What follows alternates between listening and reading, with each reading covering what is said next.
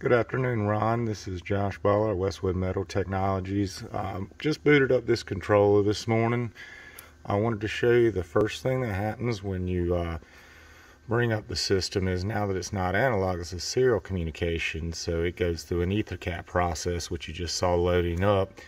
And that makes the system a lot faster than the older technology. Much like the other system, e-stop, servo on, the system's going to want you to home it. So I'm going to home this system right now. Just like your previous, you got this manual, home axis, and then you'd hit home all, and then ready to move. And the machine would start homing. Once the machine's been homed, you'll you'll hit OK.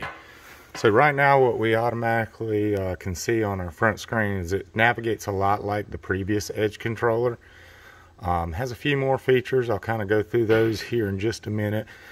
My favorite is the Cut Pro Wizard feature here.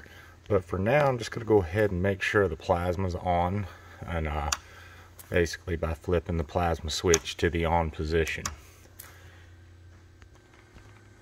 Now Ron, what you'll notice here when I was talking about Cut Pro Wizard, it's a button that you can mash that allows you to step through the process of whether you're loading a part from your offline program software or whether you're loading a part from a shape library. You can use this tool here where anybody who pretty much can read can operate the new Edge Connect. So you'll notice when I press the button, this legend comes up and tells you what Cut Pro Wizard is, and it'll step you through the begin process. It's asking you here, do we want to pull something out of the shape library, or do we want to pull something off the network, or do we want to pull something off of a USB key? In this case, I'm just going to grab something out of the shape library that we know, which will be this rectangle, and then I'd hit load part. This is where I can set it up for stainless steel, mild steel, or whatnot, by choosing my selection there, then choosing my thickness, and then choosing my amperage.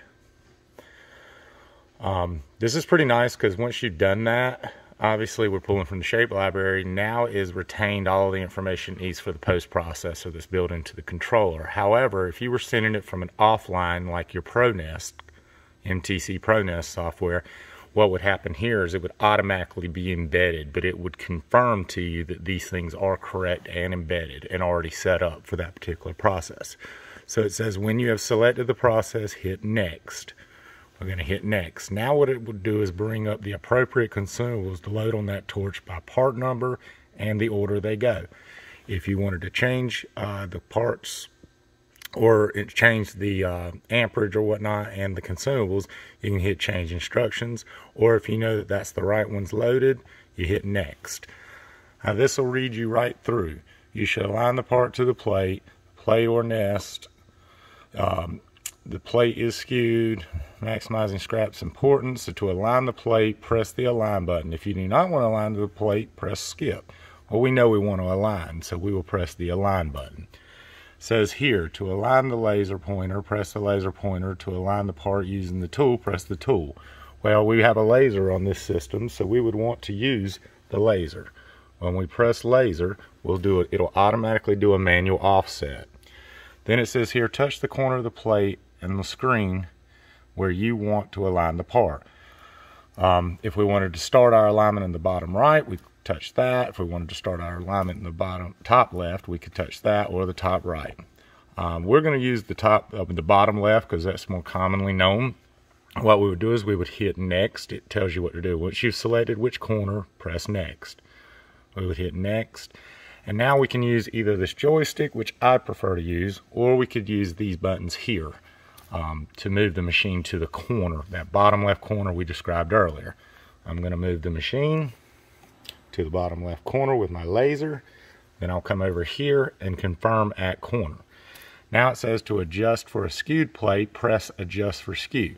If the plate's not a skewed plate and it's square on the table, you could just hit skip. But more common than not, if you're going to use your laser, you've probably got a skewed sheet. So we're going to hit adjust skew. Again, it asks us which reference do we want to skew. Do we want to skew the top left or the bottom right? If we touch the bottom right, now we'd be skewing over to the right. I use the top left More commonly, most people would too. So then again, I drive the machine to the top left of my plate, line my laser up, come back over here, and it says when the laser pointer is over the skew point, press at skew point. Once you press that, it gives you the option for a scrap clearance. It's always defaulted to 0, but if we wanted to put a number in there, we'd double click and just type it in. Otherwise, it gives you some defaults here of different scrap clearances. I generally leave it on 0 and hit next. Now it says review your settings. Corner to line at bottom left, scrap clearance, skew adjustments, skew top left, and it's just basically going through a review of what you just did. If you're happy, you would hit finish. The machine would start moving to its position. It would confirm again one more time the material, the thickness, the amperage, and it would also be in plasma mode. Otherwise you could change that mode to trial mode and run a trial. But if we were ready to cut it, we would just hit the cut part or hit start down here, either one.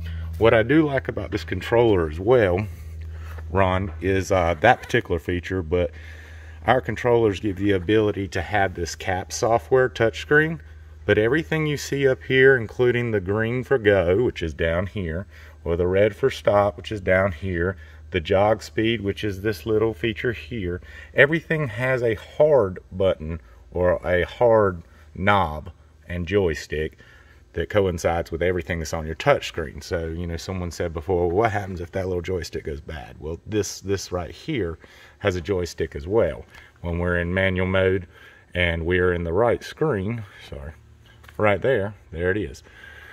But a lot like your other controller, you get to go back through all of these little settings here. These are just watch windows. You have these on your other one. A few nice little features they upgraded on it, but otherwise it really works like the continued old Edge controller did, just faster. So we get a lot of people ask us about the Edge Connect and what we like about it the most from a technical standpoint, and that is that the Edge Connect has a lot of remote diagnostic features. So if we go into setups and we go to diagnostics, we can look at everything going on with the plasma. So if we click on the plasma diagnostic screen, it brings up this hypotherm shape and possibility monitor here, which allows us to look at the power supply itself. It allows us to look at the gas log. So we can look at everything that's going on inside the gases, whether the regulator on a gas bottle is bad or if it's reading inaccurately, we can tell what the computer is actually receiving. And we know that happens a lot. We can test our pre-flows, test our cut flows, test our Pierce flow, and our gas leak test. We have a lot of other features in here in the log that tells us what our choppers are doing, what class is going on.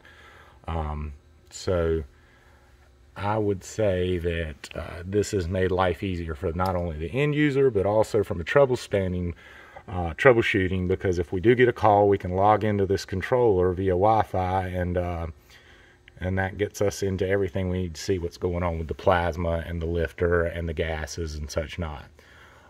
Just like before, you have a touchscreen calibration on this system though, whereas your old one did not. So touchscreen calibration allows us to make it adjust to anybody's particular hand touch.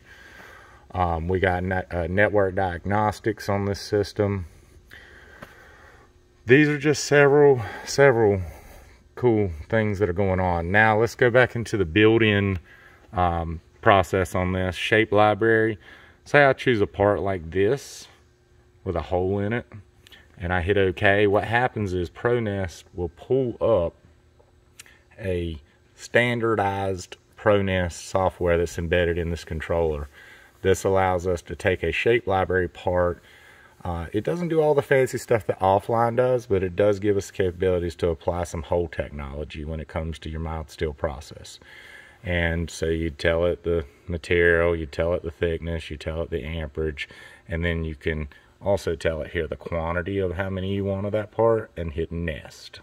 So it's kind of like ProNest on board with this controller as well. The fine features about the controller for me was speed, integrity, that you didn't have to have somebody who'd run one of these before really know how to run this, because the Cut Pro Wizard helps you. The remote diagnostics is a touch button away. Shape library is nice to have with the embedded ProNest there. As far as, some of the diagnostics that we kind of went over just a minute ago briefly, that's another nice fine feature about the controller. The monitor is much larger. It's on a much larger scale. I'm going to say this is a 15-inch monitor now. So that makes it a lot better for a lot of the operators. They've told us before that, that's been a big improvement. Well, Ron, if there's anything else maybe I can show you on here, all of your technical documentation is on board at all time, whether that's cutting tips. You can come in here and it'll pull up what kind of tips you're looking for. And say if we're looking for plasma cut tips, it'll pull up the manual part of the cut tips and tell you how and where to get the best cut quality. You can scroll through the whole manual right here at your fingertips, or go to specific pages of the manual. All right, Ron, I hope this helps, and I will be contacting you after I upload this. Thank you, sir.